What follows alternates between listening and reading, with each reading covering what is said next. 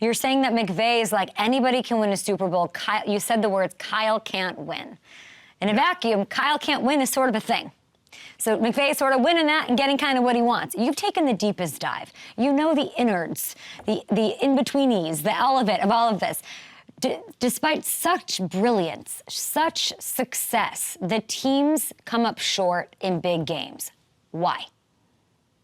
You know, one answer is Patrick Mahomes, right? He's playing a generational player twice. But I think what people look to is they say, you know, he was the offensive coordinator for the Falcons when they blew that lead. That's on Dan Quinn, certainly, but Kyle stayed aggressive and it blew up late in that game.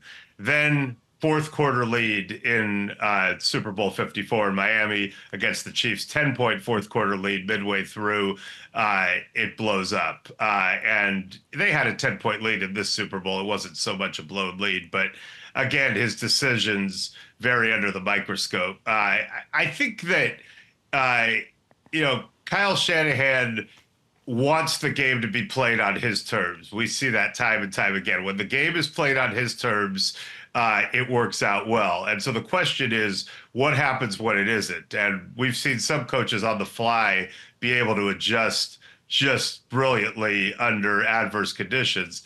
With Kyle, that's still open to question. Now, that said, the game was playing out at his terms this last Super Bowl late in the game. If they hit that third down coming out of the 2-minute warning, they probably bleed the clock down, kick a field goal at the end, and that narrative is blown up.